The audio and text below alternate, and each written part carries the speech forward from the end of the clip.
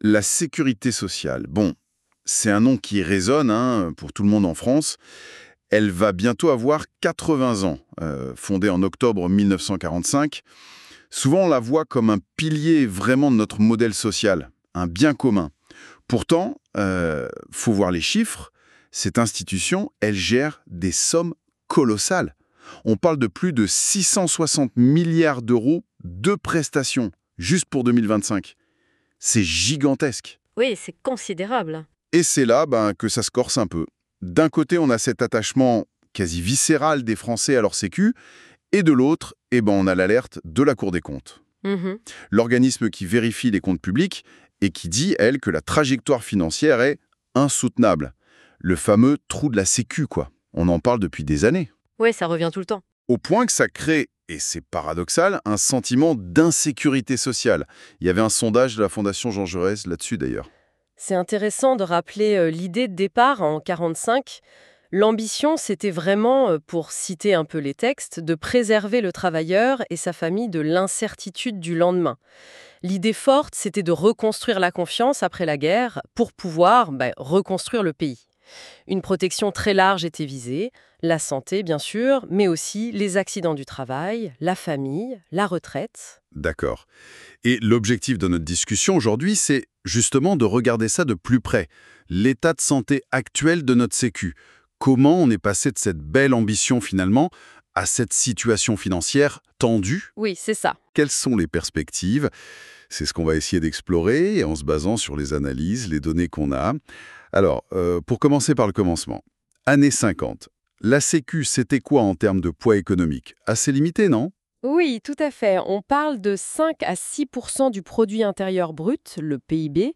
Faut imaginer la France de l'époque, c'était pas du tout la même chose qu'aujourd'hui. D'accord. Oui, le contraste est vraiment saisissant. Prenez la santé. Début des années 50, on avait à peu près 30 000 médecins pour 40 millions d'habitants. Ah oui, quand même. Ça fait un médecin pour 1400 personnes. Aujourd'hui, on est à 230 000 médecins pour quasiment 70 millions d'habitants. Donc 1 pour 300. Le ratio a complètement changé. Énormément. Et côté pharmacie, on n'en parlons pas. On est passé de quelques dizaines de médicaments, peut-être, à plus de 13 000 spécialités remboursées. Et certaines coûtent très cher, des dizaines de milliers d'euros. Oui, on entend parler de ces traitements innovants, mais coûteux. Exactement. Et puis, il y a l'autre facteur clé. On vit beaucoup plus longtemps. Oui. Dans les années 50, l'espérance de vie, c'était autour de 65-70 ans. La retraite, finalement, elle était assez courte.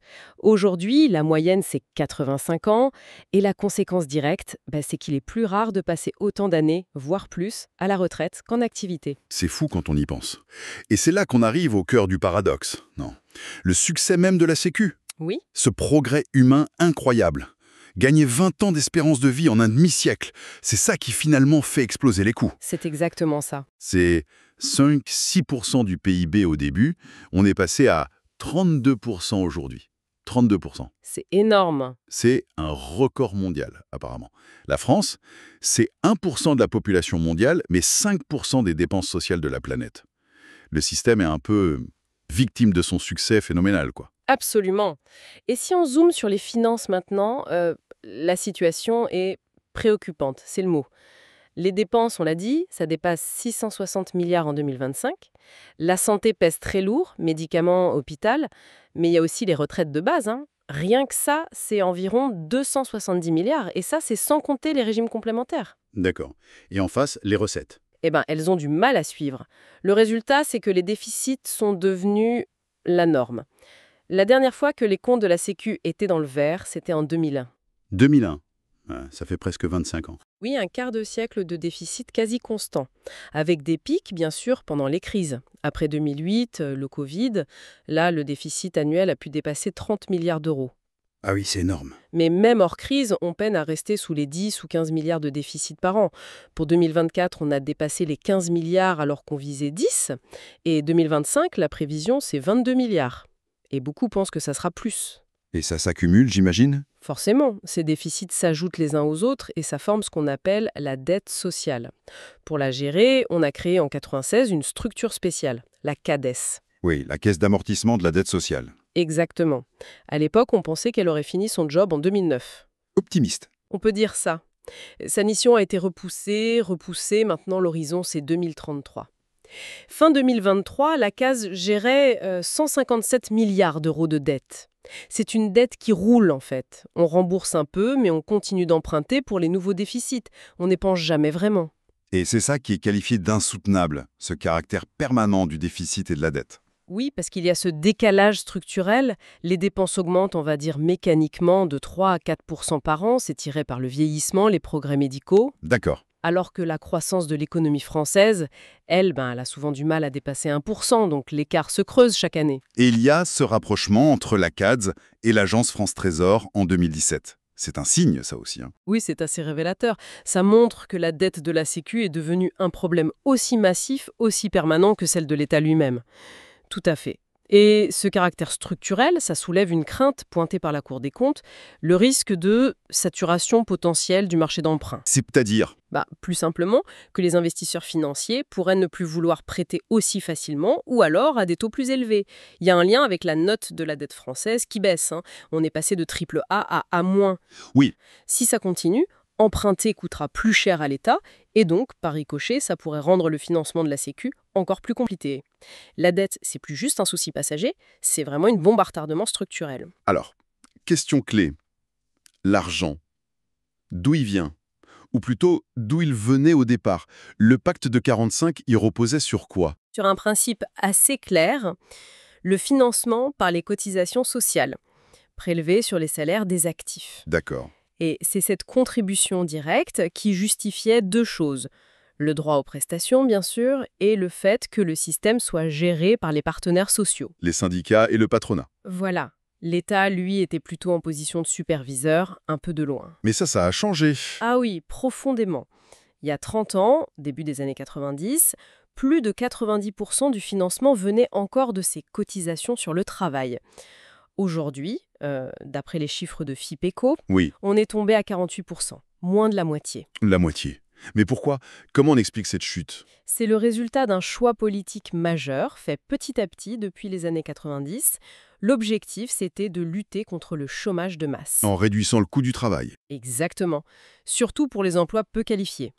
Donc, on a mis en place des allègements massifs de cotisations sociales patronales sur les bas salaires. Et ça a été amplifié, jusqu'à arriver en 2022 au zéro charge au niveau du SMIC. Zéro charge. Oui. En gros, aujourd'hui, un employeur qui embauche au SMIC ne verse quasiment plus de cotisations patronales pour la Sécu. D'accord. Et la conséquence de ça, c'est ce qu'on appelle la smicardisation. Oui, une part croissante des salariés se retrouve au SMIC ou juste au-dessus. Aujourd'hui, c'est 18% des salariés. Presque 1 sur 5. 1 sur 5. Et pour la Sécu, c'est un manque à gagner énorme. On estime ces allègements à environ 77 milliards d'euros par an, qui n'entrent plus par la voie des cotisations. 77 milliards. Alors, il a bien fallu les trouver ailleurs, cet argent. Progressivement fléché, comme on dit, une cinquantaine de taxes et impôts différents vers la Sécu.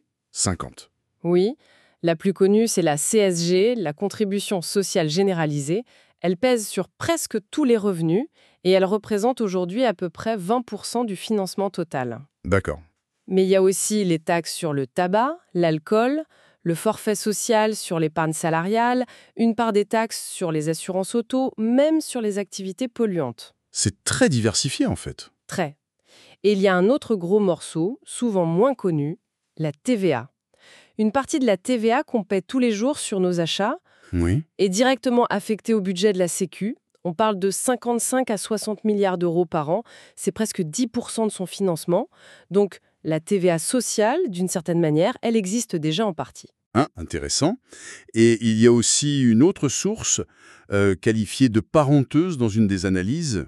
Oui, ce sont les subventions directes de l'État pour boucler les budgets de certains régimes, surtout les retraites. L'exemple donné pour 2024 est assez parlant. C'est-à-dire? Sur un peu plus de 400 milliards de pensions versées, 130 milliards ne venaient ni des cotisations, ni des impôts affectés, mais directement du budget de l'État, ou même des budgets des hôpitaux, des collectivités locales. C'est le déshabiller Paul pour habiller Jacques, classique. C'est un peu ça, oui. Rapporté au nombre de retraités, ça fait environ 14 000 euros par an et par retraité qui sont trouvés ailleurs pour équilibrer le budget des retraites. D'accord. Et tout ça, ce changement de financement, ça a des conséquences qui vont au-delà des chiffres, non? Ah oui, c'est crucial de comprendre ça. Ce n'est pas juste une question technique de tuyauterie financière. C'est l'ADN même de la Sécu qui est en train de se transformer. C'est-à-dire? Initialement, c'était une assurance sociale, financée par ceux qui travaillent et gérée par leurs représentants. Elle devient de plus en plus un système d'assistance, financé par l'impôt et donc logiquement de plus en plus piloté par l'État. Le lien direct entre cotiser, avoir des droits et participer à la gestion, il s'affaiblit beaucoup. On passe de l'assurance à l'assistance. C'est un peu ça. Un exemple très concret, c'est la C2S, la complémentaire santé solidaire, l'ex-CMU en gros. Oui. Elle offre une couverture santé de base et une complémentaire gratuite ou quasi gratuite aux plus modestes. Il y a 6 millions de bénéficiaires qui ne paient rien du tout. 6 millions, c'est énorme. Oui, c'est presque un Français sur 10 qui a une couverture santé complète sans contrepartie financière directe. C'est une illustration parfaite de ce glissement finé. On assure moins les cotisants, on assiste plus les ayants droit, qu'ils cotisent ou non. Et en plus de ces questions financières, il y a un autre problème de fond qui pèse. La démographie. Oui, l'autre lame de fond. La Sécu, elle a été pensée dans un contexte très particulier, l'après-guerre. Population jeune, baby-boom, forte croissance économique. Et surtout, un ratio clé. Environ 4 actifs qui cotisaient pour payer la retraite d'une personne. 4 pour 1.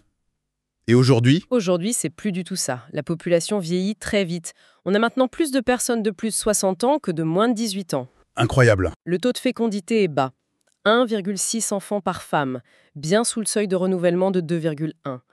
La pyramide des âges, elle ressemble plus à une toupie qu'à une pyramide. Large au milieu, étroite en bas. Et donc, moins d'actifs par retraité. Mécaniquement, oui. Beaucoup moins. Et ça, pour un système basé sur la répartition, les actifs d'aujourd'hui payent les retraites d'aujourd'hui, c'est une menace directe, fondamentale. Et cette double pression, financière et démographique, ça crée des tensions sociales, j'imagine. Oui, c'est palpable. On voit monter une forme de ressentiment chez certains actifs. L'analyse cite ce même Nicolas qui circule sur les réseaux sociaux. C'est quoi ça? L'image du jeune cadre dynamique, diplômé, qui paye beaucoup d'impôts, beaucoup de cotisations, et qui a l'impression de financer un système dont il profitera peut-être moins, ou qui bénéficie à des gens qui ne contribuent pas ou plus. Je vois. Ça peut créer des divisions. Potentiellement, oui. On entend même parler, même si c'est marginal, de gens qui voudraient sortir de la Sécu. Ce qui est très compliqué juridiquement, mais le sentiment est là. Et face à ça, le politique, il fait quoi? Il semble un peu coincé, non? C'est exactement ça, une forme d'impasse. D'un côté, la pression pour dépenser est énorme. Prenez les retraités. C'est le groupe électoral le plus nombreux, le plus mobilisé. Oui, il vote beaucoup. Exactement.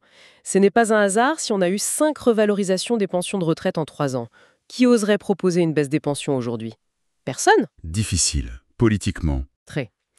Et ça mène à ce que le philosophe Marcel Gauchet appelle le nœud démocratique. Les dirigeants, au fond, ils savent souvent ce qu'il faudrait faire techniquement pour redresser les comptes, mais ils ont peur des conséquences électorales.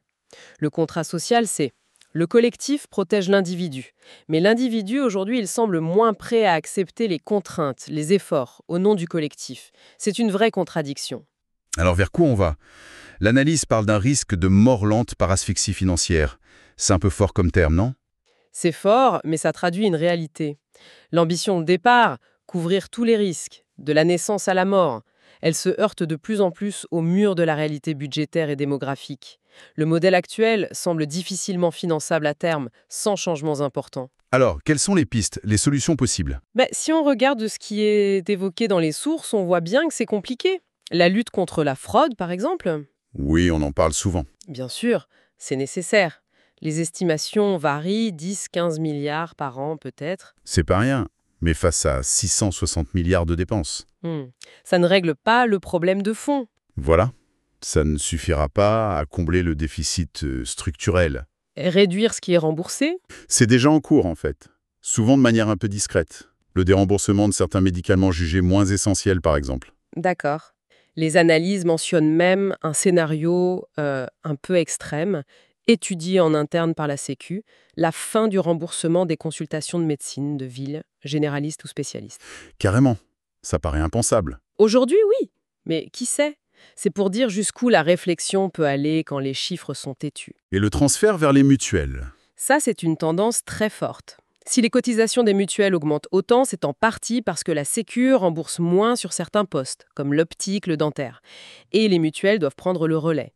Donc c'est un transfert de coûts vers les individus, les entreprises. Exactement. Ça ne fait pas disparaître le coût, ça le déplace. Et trouver de nouvelles ressources, de l'argent frais. La grande question, où? Augmenter encore les cotisations sur le travail, on est déjà parmi les plus hauts niveaux au monde, c'est compliqué. Revenir sur les allègements de charges sur les bas salaires. Politiquement, ce serait une bombe, et ça risquerait de casser la dynamique de l'emploi qui est quand même meilleure sur les bas salaires grâce à ça. Créer de nouvelles taxes. Toujours impopulaire, l'idée d'une nouvelle journée de solidarité. Travailler plus pour financer la dépendance, par exemple, ça revient de temps en temps, mais ça suscite beaucoup d'opposition. Reste la question de l'âge de la retraite. Oui, le repousser encore, vers 65, 66 ans, comme beaucoup de voisins. Ça aurait un impact financier certain, c'est clair. Mais on a vu la réaction lors de la dernière réforme. Exactement. C'est peut-être la mesure la plus efficace sur le papier, mais c'est aussi la plus difficile à faire accepter politiquement et socialement. On est donc vraiment face à un dilemme très profond. D'un côté, un désir collectif fort, très fort, de garder cette protection sociale très élevée, peut-être la meilleure du monde. Oui, Et de l'autre, une réticence tout aussi forte à en accepter les contraintes, les coûts, les ajustements. c'est tout à fait ça. Donc, pour conclure un peu cette exploration, ce qui frappe vraiment, c'est cet écart qui se creuse entre l'ambition de notre modèle social, qui reste immense, quasi universel, et les moyens réels, durables, pour le financer. Du moins avec les règles et les équilibres qu'on a aujourd'hui. Oui. Et peut-être pour aller un peu plus loin, juste une question pour la réflexion. Au-delà des chiffres, des équilibres financiers, est-ce que cette transformation profonde du financement, moins de cotisations travail, plus d'impôts, plus de subventions de l'État, est-ce qu'elle ne change pas la nature même du contrat social de 1945 ? C'est une bonne question. Ce pacte de départ, il reposait sur un lien fort. Je cotise par mon travail, j'ai des droits, et je participe, via mes représentants, à la gestion. Si ce lien s'efface au profit d'un financement et d'une gestion de plus en plus étatique, centralisée, qu'est-ce que ça implique pour l'avenir de la solidarité nationale et pour la façon dont on perçoit collectivement ce qui était pensé comme notre bien commun ?